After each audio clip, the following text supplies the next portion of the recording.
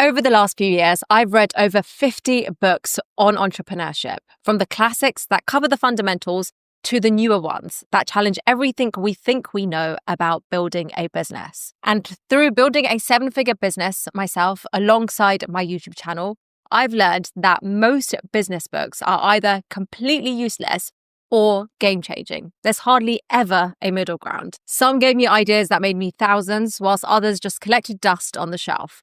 And so in this video, I wanted to share with you 10 books that really moved the needle for me. The ones that changed how I think about business, helped me avoid expensive mistakes, and ultimately played a huge role in growing my revenue.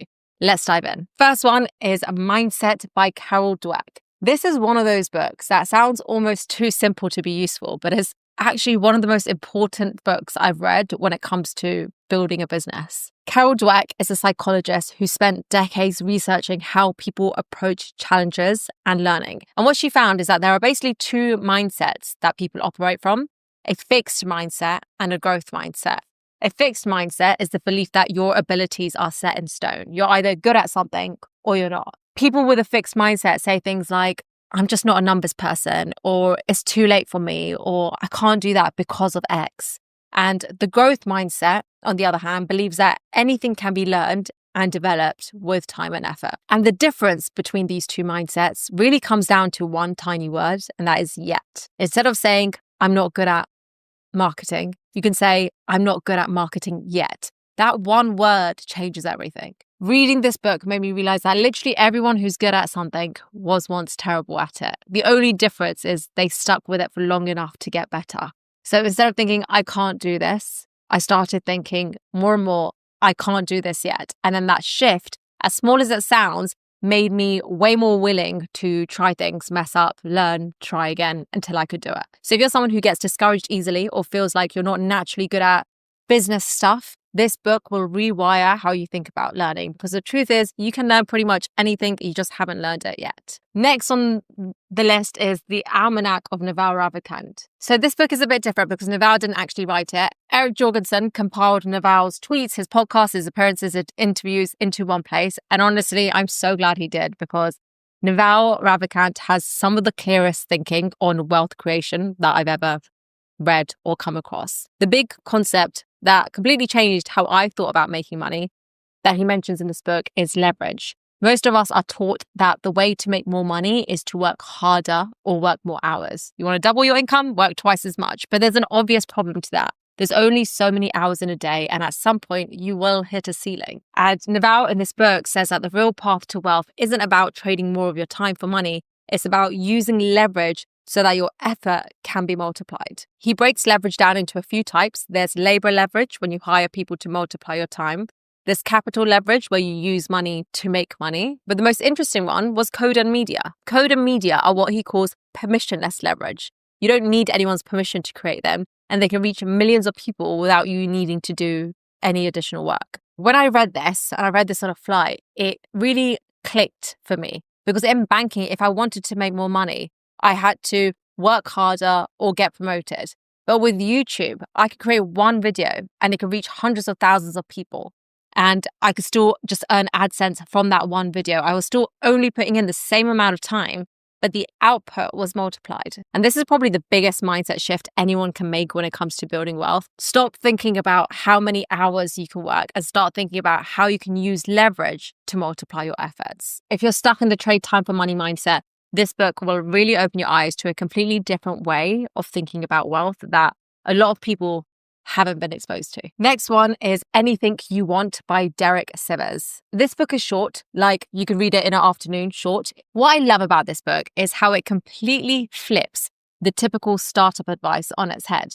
We're constantly told we need to have this massive vision, scale fast, disrupt industries. But Derek argues the opposite. He recommends not to think big from the start. He says, just be yourself, because authenticity is what actually attracts customers and talent.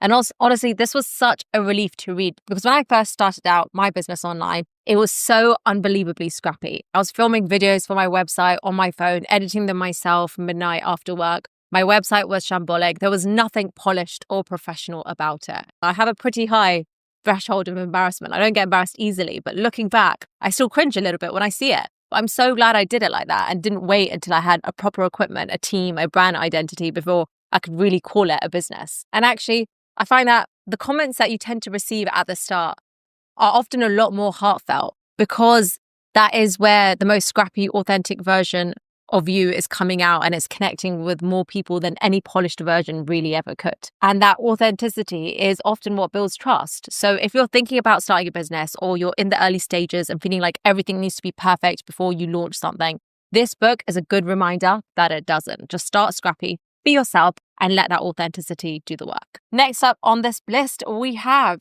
The E-Myth Enterprise by Michael Gerber. And actually, there is a revisited version of this, which is what I recommend. This is the original, so there is a newer one. If you're going to order it, order the new one. And I read this book a few years ago and I reread it. I reread this and this book every couple of years, multiple times now. And rereading this is what prompted me to make this video, because going back to it with a few more years of business experience under my belt, I've picked up things that I missed the first time round. And it's probably one of the most important books for anyone who's thinking about starting a business because it addresses the biggest mistake that most entrepreneurs make. And it's a mistake that I definitely made. The book talks about something that the author calls the entrepreneurial myth. And it's this idea that if you're good at the technical work of a business, you'll be good at running a business that does that work. So if you're a great baker, you assume you'll be great at running a bakery. If you're good at graphic design, you think you'll be good at running a design agency. But the truth is, being good at the work and being good at running the business are two completely different skill sets. When I started my YouTube channel, I was pretty good at making videos and explaining finance concepts, but that didn't automatically mean I knew how to run a business. I had no systems, no processes. Everything was just me doing everything manually whenever I had time. And this is where most businesses fail. The owner gets stuck working in the business instead of working on the business. You're so busy doing the day-to-day tasks that you never actually build a business that can run without you. So the author's solution is to think like a franchisor from day one. Build systems and processes for everything so that the business isn't dependent on you showing up and doing all the work yourself. And this was a tough pill to swallow because when you're starting out, it feels like an overkill.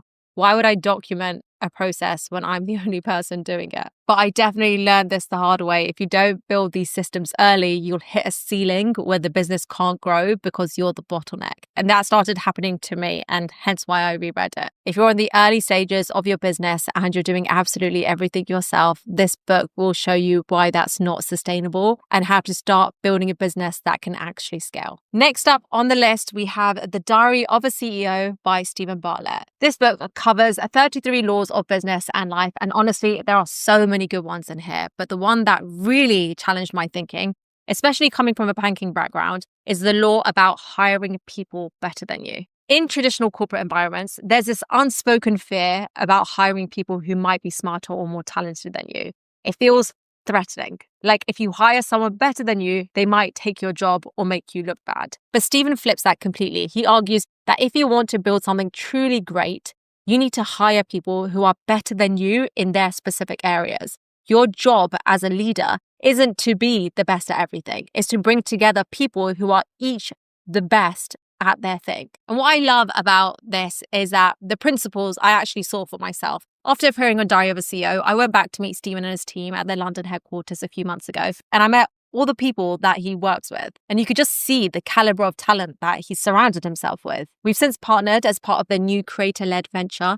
And just being around that environment where you're surrounded by the people who are the best at what they do really showed me how much of a difference having the right people around you makes when it comes to potential and business growth. So if you're a control freak who thinks you need to do everything yourself, or if you're scared of hiring people who might be better than you at certain things, this book will completely change how you think about building a team, plus 32 other business and life laws. As an entrepreneur, you end up juggling a lot of things. And every time you start something new, whether it's a new project, a new product, a new system, there's always that moment where you have two options. Either you spend days, if not weeks, learning how to do it yourself, or you hire someone who already knows exactly what they're doing and can do it in a fraction of the time. That's why I use today's sponsor, Fiverr. Whenever I need something done, whether that's an Excel Pro to build a custom calculator, a WordPress developer to fix a website issue, or a video editor to create on-brand animations for the channel, I can always find the right person there. It's become my go-to place to get expert help quickly without spending weeks trying to figure things out myself. And honestly, it's crazy how many hours a freelancer can save you. It can be anything, no matter how advanced it is, automating reports, cleaning up data, designing templates. It all adds up and frees up so much time to focus on the stuff that you do, the creative, the strategic work. If you're curious to see how much time you can save and how much more efficient you can be and want to find hand-vetted, trusted experts in anything from AI automation right through to design, you can head to pro.fiverr.com to get started. Next on this list, we have the Personal MBA by Josh Kaufman. So here's the thing. I studied finance at university and then worked in investment banking for years. And I was surrounded by people with MBAs. And there was always this underlying assumption that if you really wanted to understand business, you need to go and get an MBA. But this book just completely changes that. Josh Kaufman argues that you don't need to spend 2 years and tens of thousands of pounds or dollars on an MBA to understand how businesses work. The core concepts of business are actually pretty straightforward. They've just been wrapped up in jargon and complexity to make them seem more impressive than they are. So the book breaks down business into 5 core areas: value creation, marketing, sales, value delivery, and finance. And when you strip away all the fancy terminology, running a business really does come down to those 5 fundamentals. What I loved about this book is how practical it is. It's not just theory or academic. It's actually, here's what you actually need to know to run a business, explained in plain English. And I probably learned more from this book about building a business than I learned in 3 years doing business as one of my modules at university. If you've ever felt like you need some formal business education before you start a business or a company or a side hustle, or if you're intimidated by all the business jargon out there, this book will show you that business fundamentals are actually very accessible. You don't need an MBA, you just need to understand the basics and then go out and apply them. Next book on this list is The Slight Edge by Jeff Olson. This book completely rewired my thinking about success. And honestly, it's a bit annoying because it takes away any excuse you might have for not making progress. The core idea is simple. The difference between successful people and unsuccessful people isn't some massive action or lucky break. It's the small, seemingly insignificant choices that they make every single day. And here's the thing. These choices are easy to do, but they're also easy not to do. Reading for 30 minutes a day is easy to do. But it's also easy to scroll Instagram for 30 minutes a day. Going to the gym is easy to do.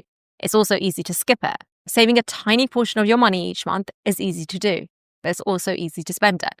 The problem is that when you skip the gym once or spend instead of save once, nothing bad happens. You don't see any negative consequences immediately. So it's really easy to convince yourself that it doesn't matter. But that's the whole point of The Slight Edge. These small actions compound over time. Do them consistently and you get success.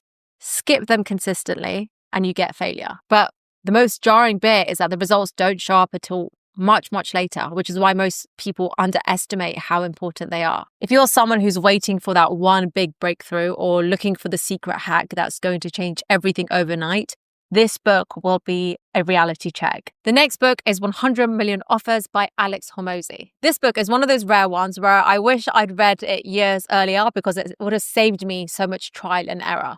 Alex Hormozi breaks down how to create offers so good that people feel stupid saying no. The core idea is that most businesses struggle not because they have a bad product, but because they have a bad offer.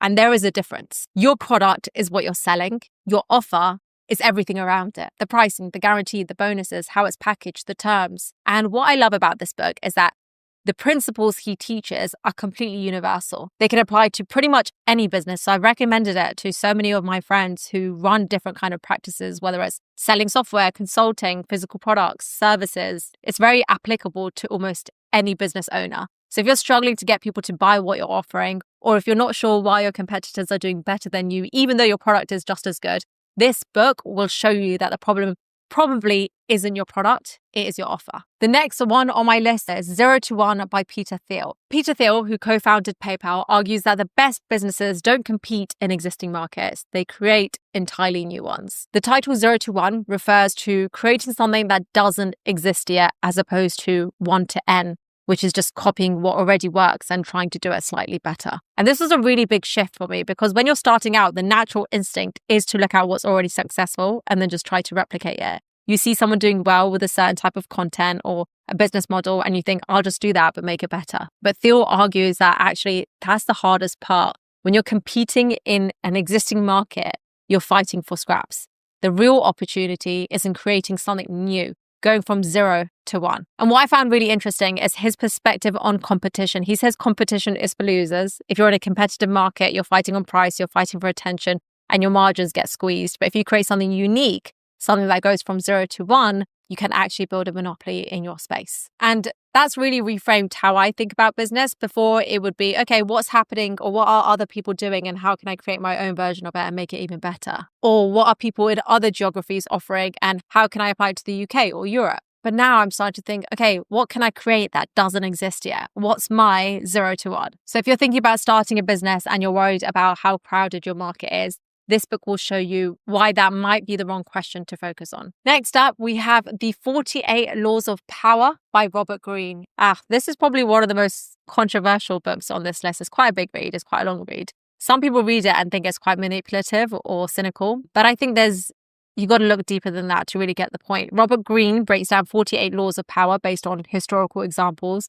And whether you like it or not, these dynamics exist in every workplace, every business, every social setting. What I found really valuable about this book, especially coming from a corporate environment, is that it helped me understand what is actually happening around me, why certain people got promoted over others who are more qualified, why some projects got funded and others didn't. It wasn't always about merit or hard work. There were these unspoken rules at play, and the people who understood them had a massive advantage. If anything, this book taught me just to become more aware of the dynamics at play and some of the games that people can play around you. I don't necessarily agree with applying a lot of these laws in your own life, but just being aware of them can make you protect yourself a little bit more. So if you've ever felt like you work hard but don't understand why you're not getting ahead, or if you've been blindsided by office politics, this book will open your eyes to what's really going on. And a book by Robin Waite called Fearless Pricing. He recently spoke in my Inner Circle community, and a lot of members went on to buy that book and said it really helped them strategically apply a framework to build and scale their business. All of these books are linked below. Thank you so much for watching and see you in the next one.